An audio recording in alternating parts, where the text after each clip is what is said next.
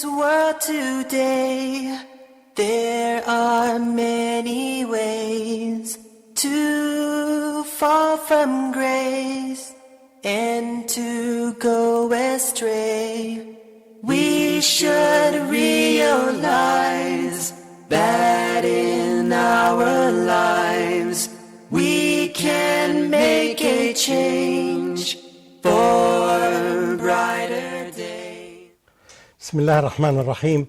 In the name of Allah, the most merciful, the most compassionate. Dear viewers everywhere, Assalamu alaikum wa rahmatullahi wa barakatuhu. Peace be unto all of you.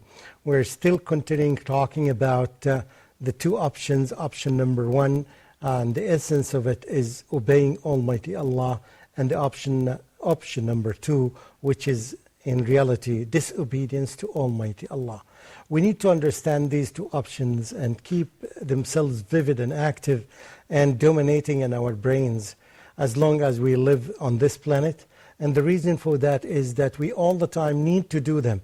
We sometimes use these approaches almost every hour or even less than every hour. Whenever you buy something, whenever you have to select a school, whenever you have to select a course, whenever you want to buy a car, in any situation you need to consult with what Allah subhanahu wa ta'ala said and His Messenger said.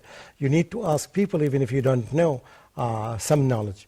I gave many examples about different human beings, messengers of Allah, humans, and even non-humans. I gave some examples about Iblis.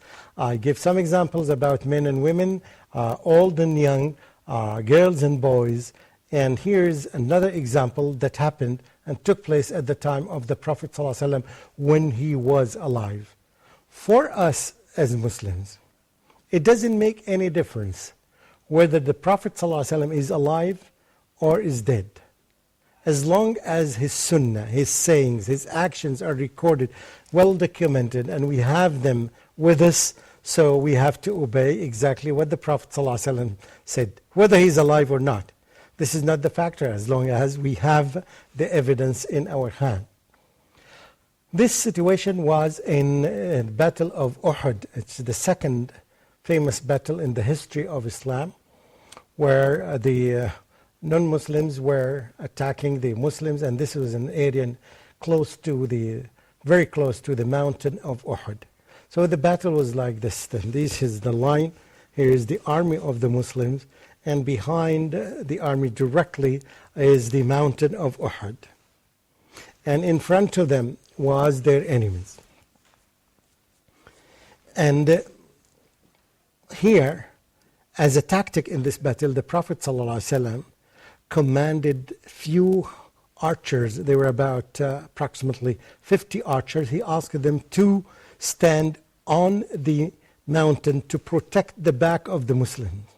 So if the Muslims go forward and fight with their enemies, what would happen is that he was afraid that some parts of the enemies, the horses of the enemies may come, the knights of the enemies would come around and would come from behind the mountain. So he asked the archers to stand here. So if they tried to do this, the archers would kill them from the back.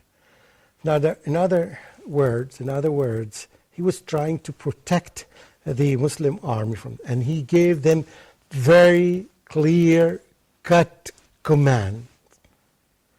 If you see us attacking them, and we are going after them, chasing them, and even if you find us getting victory over them, do not try to leave your places, no matter the situation is, unless I give you another command. It was very clear. You cannot misinterpret it. And the Prophet ﷺ made it so clear that nobody would find an excuse for that. However, the battle has started, and the Muslims started gaining initial victory, and they went after their enemies, and the enemy was defeated apparently to some extent, and then the Muslims started even taking the booty from them, and all of a sudden we found an army of knights, horsemen coming from the back, and coming attacking. Before this happened, what happened is the archers, when they saw that the Muslims achieved victory, they said that we're done, the war is over, and we won the battle, and let's go and share and take some share of the booty. When this happened, when the archers came down from the mountain, although one of them did not change his place and commanded them to stay there. Obey the Prophet, sallallahu alaihi wasallam. Don't move your places. He warned them and he reminded them. However, they went down and they tried to go with the Islamic army and to get some booty. At that time, the horsemen of the enemies came from the back and attacked the Muslims from the back, and this was the main reason for the defeat of the Muslims in this battle. So it was quite obvious that they disobeyed the command of the Prophet ﷺ. In the beginning, they were under this category number 1, which is that they obeyed the Prophet ﷺ in the beginning of the war, and they remained on the top of the mountain.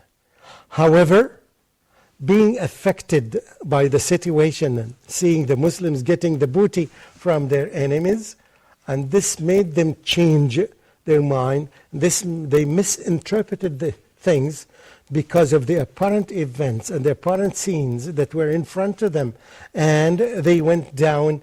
And by doing this, they moved from category or from option number 1 to option number 2 because they disobeyed the Prophet ﷺ. No matter their excuses were, this was clear disobedience. And I'm telling you, this particularly is important in our lives because it takes place in our life. Nowadays, we would say that the Prophet ﷺ is not alive, so we are not in a similar context that was there, and we find an excuse for us to do what we want. What happened from those ones, because of this, their misinterpretation of the event, they followed their own understanding and their own desire of getting the booty, forgetting the command, the clear command from the Prophet ﷺ. I am talking about Muslims. I am talking about Muslims in the first generation who lived at the time of the Prophet ﷺ. However, they made this error. And the Prophet was alive. He was there among them, and he gave them clear command. However, they misinterpreted. When they saw a scene, they said, it's over. They didn't wait to get a command from the Prophet ﷺ as he told them. Rather, they depended on their own analysis. They tried to analyze the situation that's in front of them. Not everybody is capable of doing this. The soldier in the army does not see what his leader can see. This is a rule. You can't leave it open like this. Every soldier would behave as he wants. There's only one commander and one leader, and he should be followed. This is a very famous law in any army in the world, not just in any army, in any organization in the world. Not everybody in the organization sees what the leader of the organization sees. So this was their mistake. And this happens in our life here. Everybody thinks that he sees the same picture as a scholar can see it. No, this is not true. This is not true. A scholar who has the knowledge, authentic knowledge of many things, and you have limited knowledge only, you cannot compare himself with him. Otherwise, you will make the same mistake. You will repeat the same mistake that had been done at the time of the Prophet ﷺ. This is, I think, it's one of the greatest examples which is needed by all of us now. Even some leaders of some Islamic organizations, even some members in a household, even some members in any organization would fall into the trap of following their own interpretation. We cannot do this because I interpret things differently from you, different from him, different from others. We go to Ahl al-Dhikr, the people of knowledge, the people who have the expertise, the people who can say this to happen or this to happen. And that time, it was the Prophet ﷺ. Not just any human being. He was the best human being on the earth and the most beloved Prophet by Almighty Allah. And he was amongst them and living among them. However, they disobeyed him because of their either desire to get some of the booties, the love of dunya. And that's why the Prophet ﷺ warned us very directly and very clearly and very obviously against the love of dunya.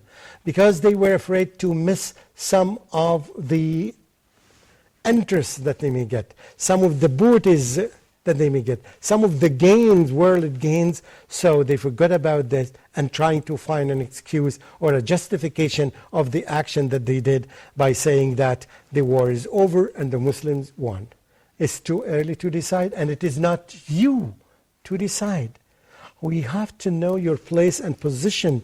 You have to know we cannot say a say and an opinion of everyone, particularly if this opinion is contradicting the clear command from the Prophet ﷺ or a clear decree from Almighty Allah.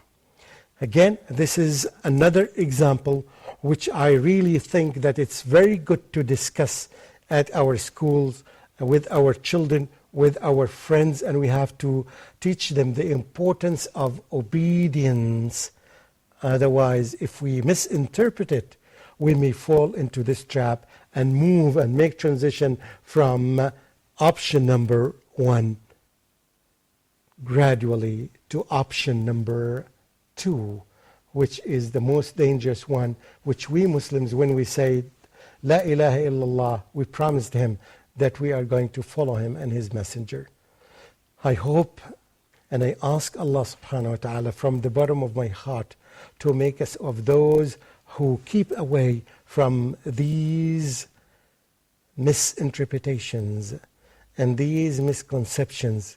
And we cannot do this unless we get support from Almighty Allah and unless we teach ourselves how to consult the scholars, the reliable scholars in the times of need. Until we meet again, I greet you with the greeting of peace. Assalamu alaikum wa rahmatullahi wa barakatuhu. Mamdouh Muhammad. In this world today, there are many ways to fall from grace and to go astray. We should realize that in our lives we can make a change.